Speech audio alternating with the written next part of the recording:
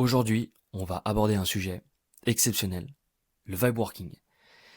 Si vous ne savez pas ce que c'est, ne vous inquiétez surtout pas, dans quelques minutes, vous serez très content de savoir ce que c'est. Tout simplement parce que c'est la nouvelle méthode de travail en 2026. Alors qu'est-ce qui me fait dire ça? Tout simplement l'histoire. Par le passé, il y a eu plusieurs grandes révolutions industrielles qui ont changé nos méthodes de travail. Et comme dit Thucydide, l'histoire est un perpétuel recommencement. C'est la même chose aujourd'hui avec l'intelligence artificielle. Il y a une nouvelle méthode de travail qui apparaît. Ça s'appelle le vibe working et je vais avoir 8 minutes pour vous expliquer ce que c'est et surtout pourquoi ça va vous apporter en augmentant votre productivité. Juste avant ça, je me présente rapidement. Je suis Émile Chalmé, président et cofondateur de Codito Ergo Sum, une agence qui accompagne des entreprises dans l'implémentation de l'IA. Et également, je suis président de Codito BTP, qui est la première agence IA en France dans le BTP. On va avoir donc 8 minutes et 6 étapes qu'on va aborder ensemble pour comprendre ce que c'est. On va commencer très rapidement par l'introduction. Il y a 2 ans, la norme c'était de passer 8 heures par jour sur le clavier. Aujourd'hui, c'est 30 minutes sur le clavier et 4 heures avec sa voix à parler. Et ça permet d'être 5 fois plus productif. Ça paraît peut-être assez sibyllin pour le moment, dit comme ça, mais on va très rapidement comprendre pourquoi. Le travail a radicalement changé, mais peu de gens l'ont vu parce que c'est récent encore. Ça fait quelques mois seulement que le vibe working est apparu et c'est des gens comme moi dont c'est le métier de travailler sur l'intelligence artificielle qui le font et également mes clients chez qui j'implémente cette méthode de travail. Le mot c'est encore une fois vibe working et 8 minutes pour vous aider à comprendre ça. C'est essentiellement fait pour les dirigeants et les adeptes de l'IA, cette vidéo je dirais. Le constat, il est très simple. C'est que, avec le vibe working, on va parler, on ne va plus écrire. On va relire, on ne va plus rédiger. On va orchestrer et on ne va plus exécuter. Et ça va nous permettre de gagner entre 3 jusqu'à x10 de productivité dans la valeur qu'on va créer.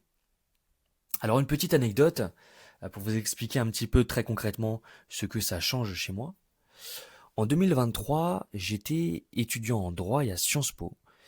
Et je passais mes journées à taper sur mon clavier et j'arrivais jamais à suivre le rythme de mes professeurs lorsqu'ils discutaient et lorsqu'ils parlaient.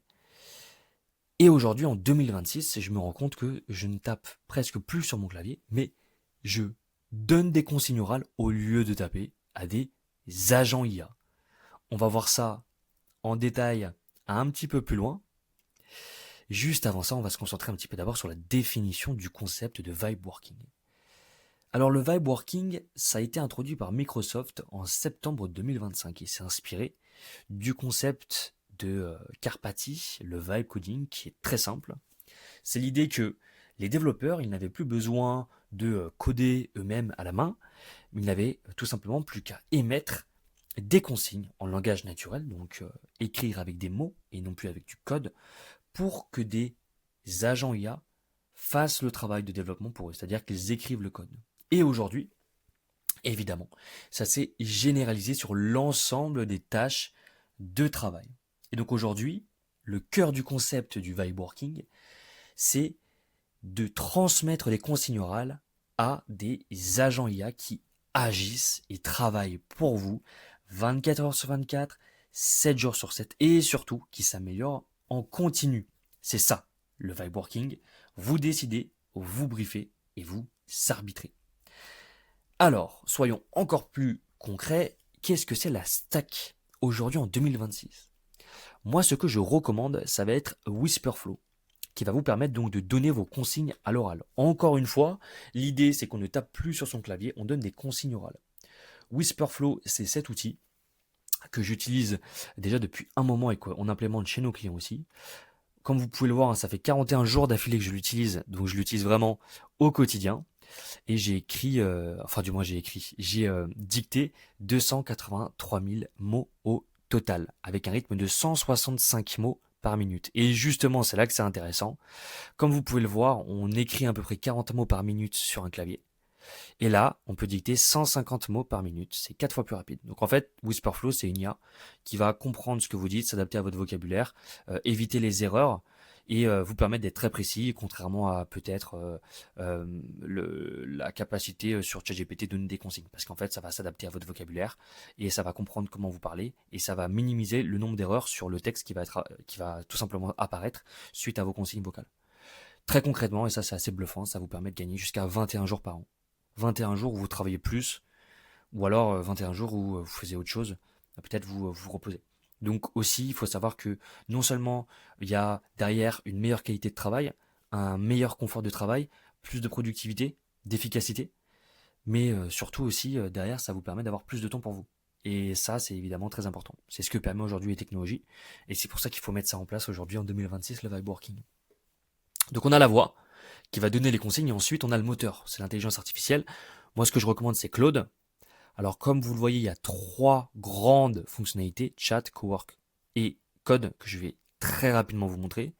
Donc là, on va avoir chat, on va être vraiment sur de la question-réponse comme ChatGPT.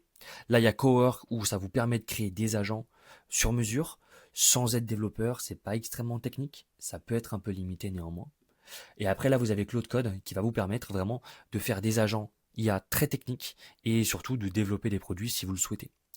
Et donc, c'est avec Claude que vous allez pouvoir développer votre équipe d'agents IA et donc donner vos consignes à ces agents IA. Justement, ensuite, il faut maîtriser un petit peu l'architecture. Donc, en fait, vous allez avoir une équipe d'agents avec des agents qui vont avoir différents rôles. Donc, moi, j'ai toute une équipe d'agents. J'en ai qui font de la newsletter, d'autres qui font de la prospection, d'autres qui vont faire de la veille d'actualité, d'autres qui vont faire des audits, etc. L'idée, c'est d'avoir aussi une hiérarchie. Donc moi, par exemple, j'ai un CEO agent qui s'appelle Napoléon et qui va analyser le travail des autres agents, leur donner des consignes et leur permettre de s'améliorer en continu. Et aussi l'idée, c'est d'avoir une mémoire partagée, donc une base de données. Moi, en l'occurrence, j'utilise Notion. Ça permet, grosso modo, de donner un cerveau à tous les agents que vous allez construire. Ils vont se souvenir de ce qu'ils ont fait la dernière fois et s'améliorer en continu. Et donc les nouveaux gestes aujourd'hui, c'est briefer à l'oral, pas au clavier, lancer plusieurs agents en parallèle, hyper utile, et c'est ça qui va vous permettre d'être beaucoup plus productif. Relire et arbitrer finalement le résultat des agents, penser en architecture, et finalement devenir un vrai chef d'orchestre et faire exploser votre productivité. Alors, et ça a évidemment des intérêts, mais aussi quelques inconvénients qu'on peut voir ici, qui fera peut-être d'ailleurs l'objet d'une autre vidéo. Ça va faire exploser votre productivité, mais vous allez avoir un focus qui va se fragmenter. Alors pour tout un tas de raisons, les jeunes notamment, ils auront tendance à peut-être aller un petit peu plus sur les téléphones, à faire du scrolling, parce qu'en fait, quand vous avez un agent qui bosse, il peut prendre une minute, voire plusieurs dizaines de minutes, avant de donner sa réponse, en fonction de la complexité de la tâche qu'il fait, et de la consigne que vous lui aurez donnée. Et puis aussi, sinon, il y a le simple fait, ça c'est ce qu'on recommande quand même, c'est de, comme je l'avais dit juste là, utiliser plusieurs agents en parallèle, parce que quand vous avez un agent qui va prendre 10 minutes à vous donner une réponse, pour vous sortir par exemple une analyse de données financières sur votre premier trimestre 2026 par exemple, et ben vous allez aller sur un autre agent et faire une autre tâche. En fait, vous allez tout le temps changer de contexte, et ça va casser votre focus aussi. Et c'est pas forcément hyper agréable non plus comme méthode de travail. Donc en fait, il y a des gros problèmes de focus. Et la question qu'on va se poser bientôt, que moi je me pose déjà en tout cas, c'est comment on peut récupérer justement ce deep work, sa capacité à se concentrer de manière profonde. Et ça aujourd'hui, il y a quelques astuces, notamment que nous on est en train de développer et qu'on aide à implémenter chez nos clients et dans leurs équipes pour qu'ils restent efficaces. Ça fera peut-être d'ailleurs l'objet d'une autre vidéo. Voilà, j'espère que vous avez pu bien comprendre ce qu'était le vibe working. Si c'est des sujets qui vous intéressent, l'intelligence artificielle, vous pouvez suivre cette chaîne Codito Ergo Sum. On va poster 1 à 2 vidéos par semaine pour justement vous faire monter en compétences et vous permettre d'augmenter vous aussi votre productivité avec les technologies d'aujourd'hui, notamment l'intelligence artificielle. Vous pouvez aussi partager cette vidéo à des collègues si ça peut leur apporter de la valeur. Laissez un commentaire, posez des questions, je prendrai le temps de vous apporter un maximum de valeur. C'était Émile Chalmé de Codito. Je vous souhaite à tous une très belle journée. À très bientôt.